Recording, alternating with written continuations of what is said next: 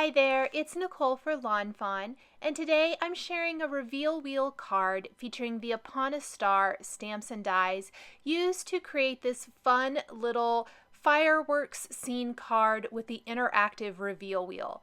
The reveal wheel is probably my favorite interactive type of card currently. I just think it's brilliant. It's so much fun. There's also some amazing add-ons with the little ice cream cone and also the thought bubble, so you might want to check those out too. I'm actually going to use the little insert here in my die that comes with the reveal wheel set. We're going to die cut that from some Bristol Smooth cardstock for the front of the panel. I am purposely leaving in the die cutting today. I want to share all of the steps. I did all of my die cutting first. Everything on this card is customized with ink except for the little sentiment strip along the bottom edge. So for this reveal wheel, the front panel needs the cutout. That's what's going to reveal the sentiment. So I went ahead and die cut that first. Then I am die cutting the wheel and also the little interactive circle that goes on the back that kind of holds that wheel in place so that it spins. I went ahead and die cut the reveal wheel from Bristol Smooth cardstock as well. Today we're going to be customizing that with some Distress Oxide ink, just like we're distressing the front panel. So there are those two elements. I've also used my reveal wheel die to just die cut some scraps of paper. I really like to have any layering pieces the same size as my panel, whether I'm doing a reveal wheel or just a stitched rectangle or whatever it might be. So I've done this from a couple of scraps of paper, and then I am taking simple Grassy Hillsides, the two of those Grassy Hillside dies, and die cutting borders that are going to go along the bottom edge of my card. I tend to like, if I'm tucking critters into grass, to tuck them in between the two layers rather than having them tucked behind one and then just against the sky. To me, it looks a little more natural to have them tucked between two layers. So I've done this twice. I used two different border dies to get those. I'm using the first layer as a guide to know where I want to put my second one.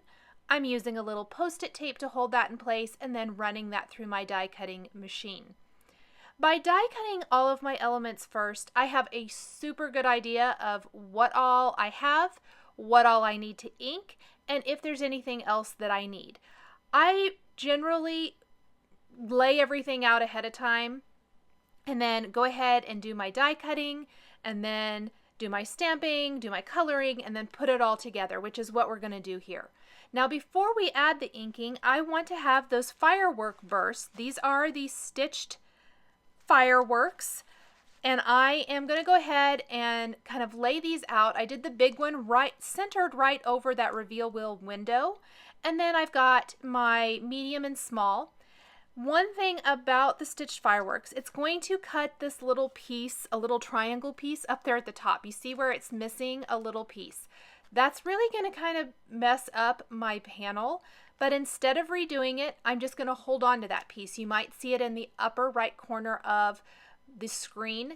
I will show you how I fix this because there's actually another little piece that pops out here in a minute where two of my stitched fireworks overlap. I don't want to lose those because I don't want any reveal wheel pieces showing through those, or I don't want my background showing through those. I want it to look like a night sky, and there's a really easy fix for that. So now I am just going to take my reveal wheel. I'm going to do a little prep work. For me, the easiest way to do this is to simply divide the reveal wheel into quadrants. So I take a pencil, I take a ruler, and I very, very lightly draw a line through the center and then draw a line through the center again. This is simply prep work. Those are going to have to be erased, but this allows me to know exactly where everything goes. Now I have a brad that I'm going to put the small circle on the back of the reveal wheel. I'm going to thread my brad through the front, put some foam adhesive squares on that small circle, and now I'm going to line up the reveal wheel with the window opening on the front panel. And I'm going to temporarily attach everything here so that I can line this up, draw my windows so I know exactly where to stamp my sentiments. So what I like to do is I want to center this first. And I'm just layering the front panel over the back. We've attached that small wheel with the brad to the background panel, which does not have a reveal wheel cutout. And then I'm going to draw in my windows. And that first one was not centered correctly. So I'm going to center it, layer my reveal wheel panel over that, and then I draw the windows. So I'll center it again, draw my window. I'm using a very light hand with my pencil.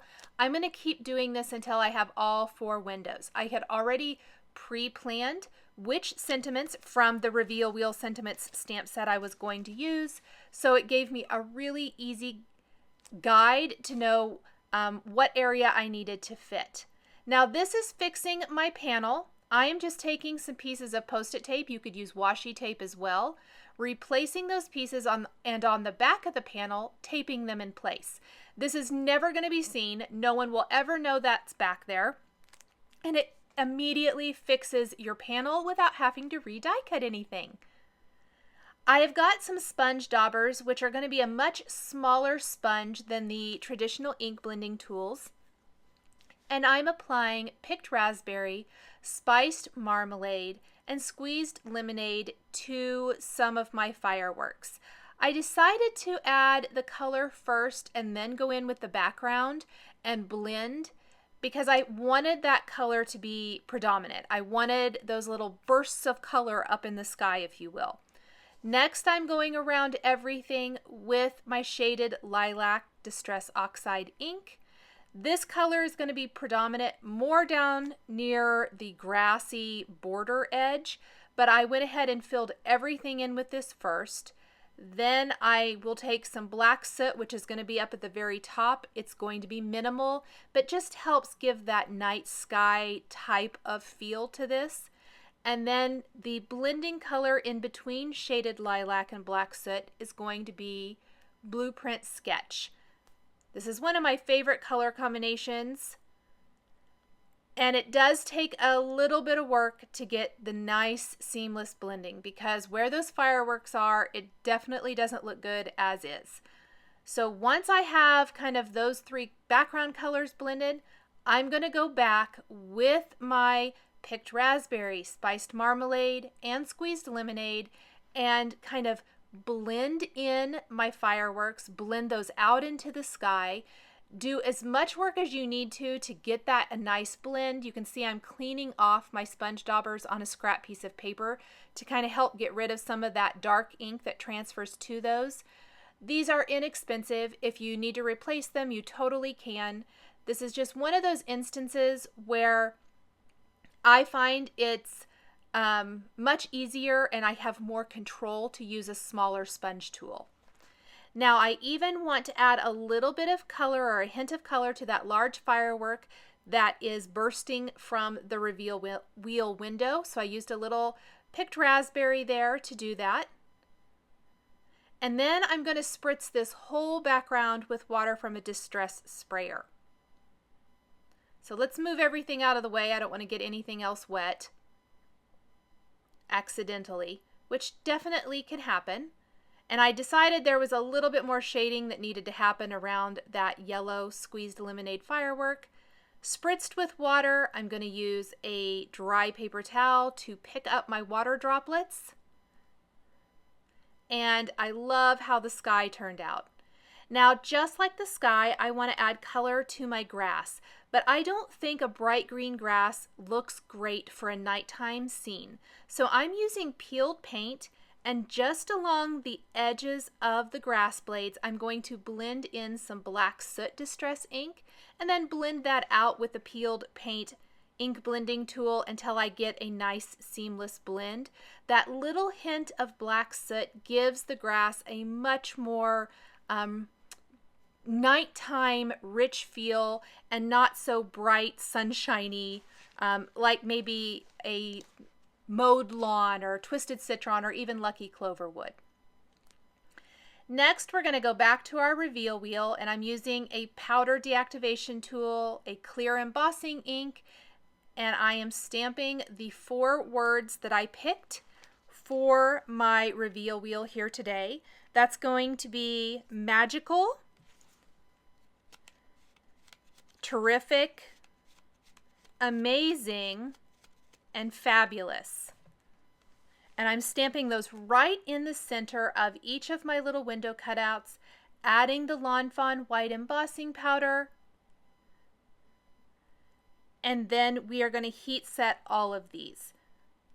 And once they're heat set, that is when you can go ahead and remove your pencil lines. We've already done all the work. We know exactly where we need to stamp those so that we had enough room to fit all of our words onto the reveal wheel. And it's really important to get rid of those pencil lines so it doesn't ruin the overall finished effect of your reveal wheel. That's why I use a really light hand to draw those in. It makes it much easier to remove those. So I'm just going around all the pencil lines. I'm not going over the embossing. I don't want to mess up any of my stamping. No matter what medium I use to stamp, I always try to avoid erasing over the actual inking.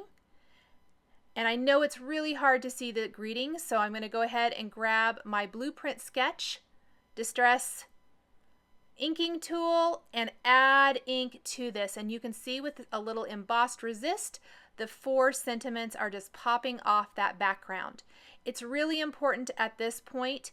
I did spritz it with a little water to kind of match the background and dry that off, but I'm going to use a dry corner of the paper towel to buff any ink that might be sitting on top of the embossed sentiments off so that they're nice, crisp, nice, crisp, and white. We can go ahead and replace the reveal wheel now. Go ahead and push that brad out, and here's how it's looking. You can see when you spin that around, look how fun that is. All those little sentiments are going to show up. So a couple more things before we add the top panel on the reveal wheel panel.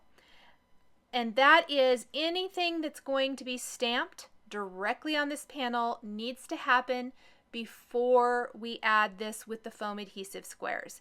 So I've got 2 lines of text that read "just want to say you are so" that are going to be stamped above the reveal wheel window. This is from the Reveal Wheel Sentiments stamp set.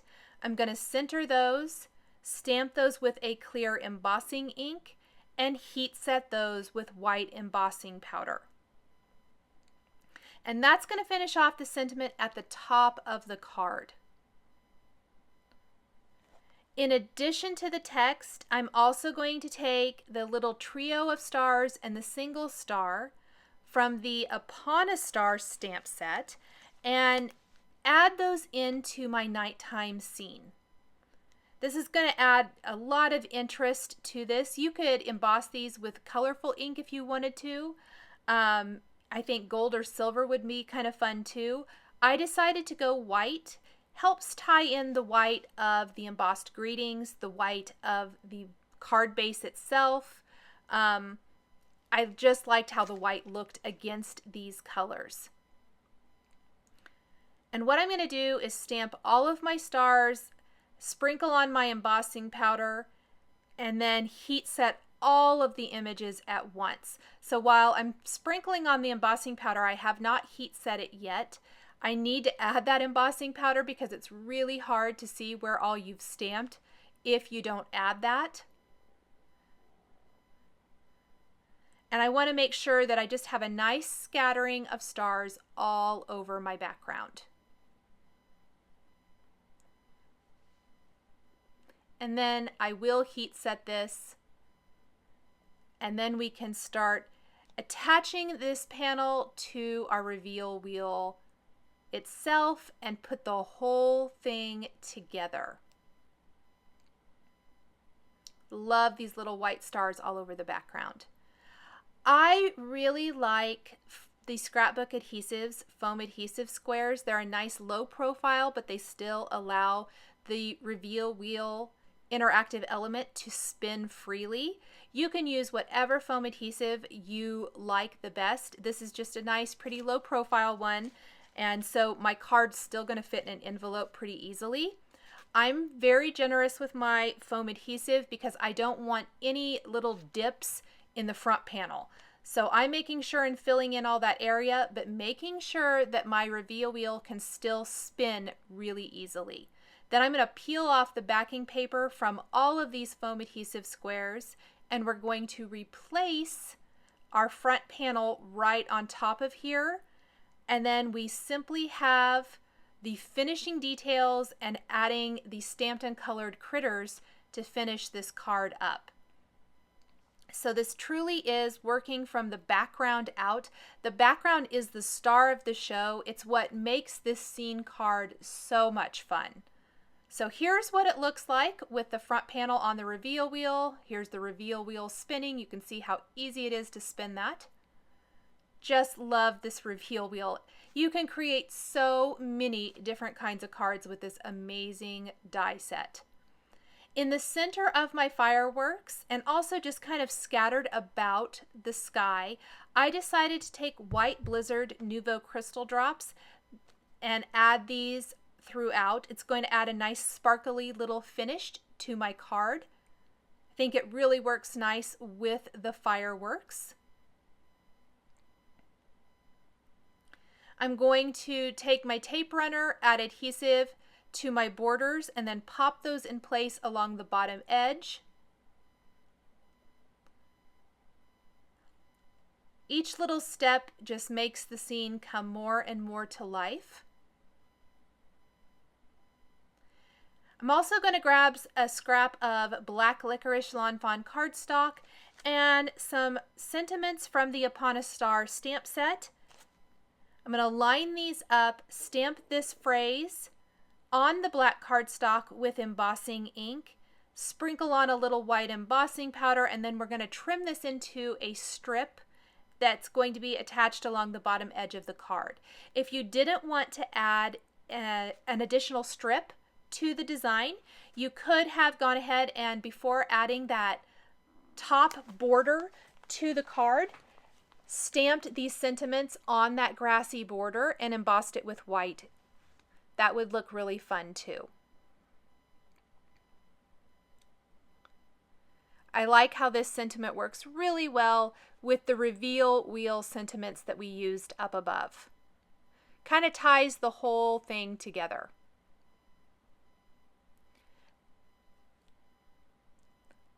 I'm going to use my tonic guillotine trimmer, trim that into a little thin strip. I love 1/8 inch score tape to attach little thin sentiment strips to my cards. So I'm going to trim off that excess, wipe away any of that powder tool, and then we will put the 1/8 inch score tape on the back of this and pop it in place along the bottom edge of the card.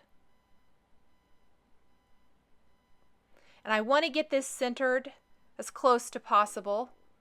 And I kind of kept fiddling with it, trying to get it exactly right.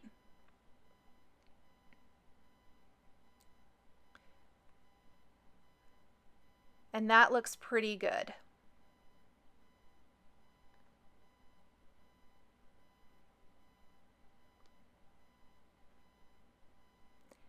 Next, I've got a white top fold card base here, and I'm going to take a turn the wheel sentiment from the reveal wheel sentiment stamp set and stamp that along the card base so that the recipient knows to turn this wheel because it's going to do something. If it's not automatically evident, which it probably is, but I love that Lawn Fawn provides us with those sentiments because I think it's fabulous.